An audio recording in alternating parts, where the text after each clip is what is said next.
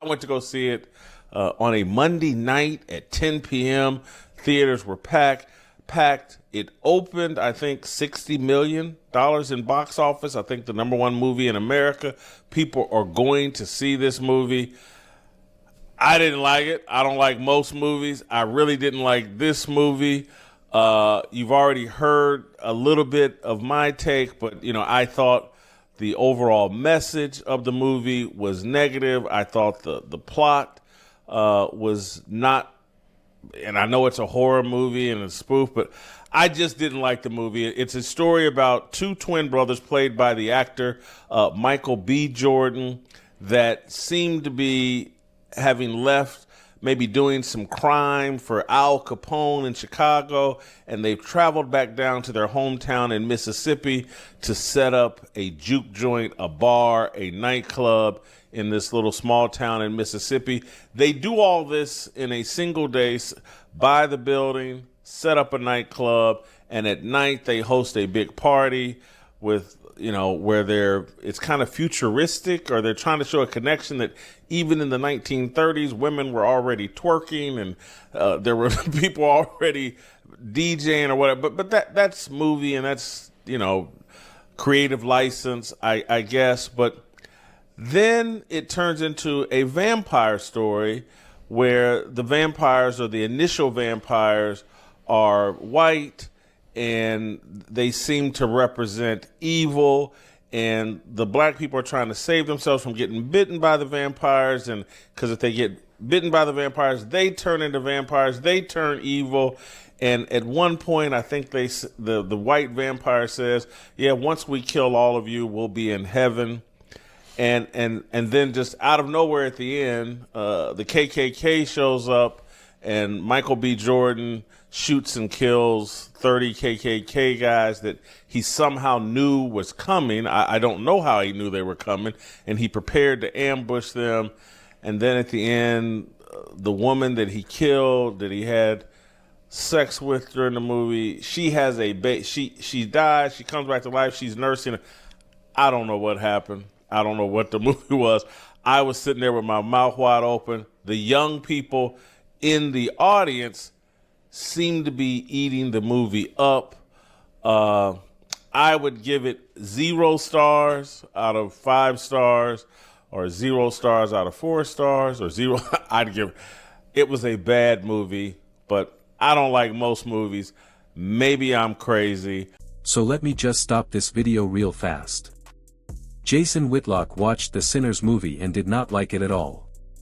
But there are other high-profile people that liked the movie, such as Joe Budden, the former rapper. That's just how it is.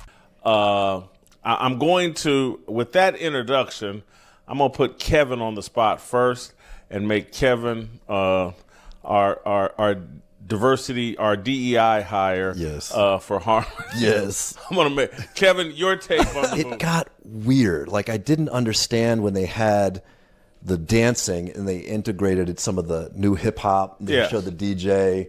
I was a little confused by that, but it's a movie, so I went along with it.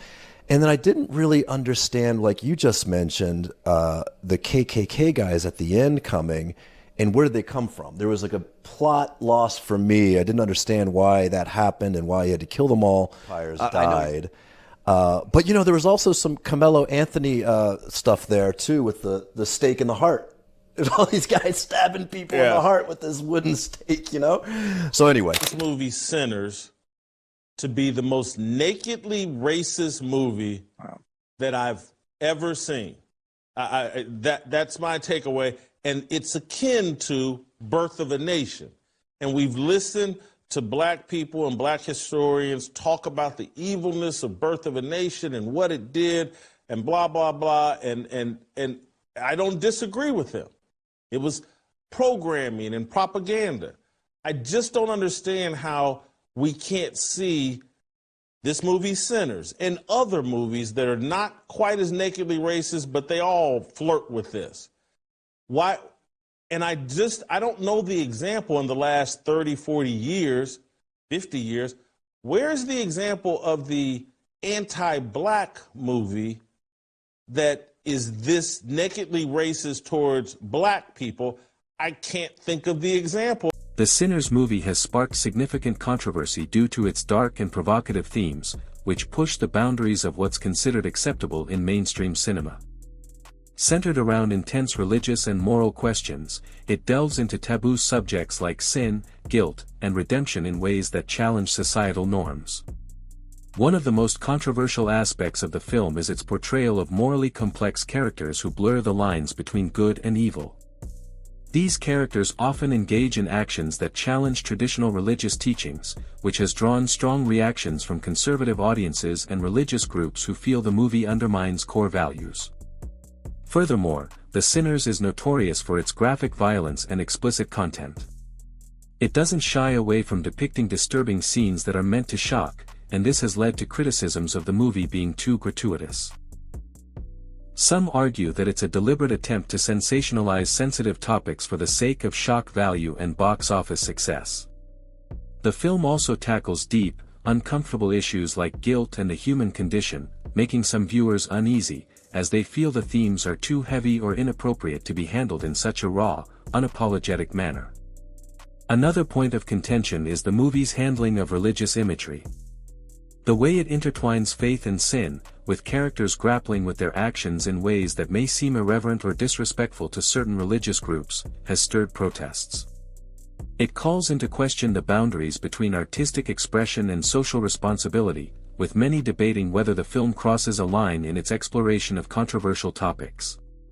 Ultimately, The Sinners has become a lightning rod for discussions about the limits of freedom in film and the role of art in pushing societal boundaries.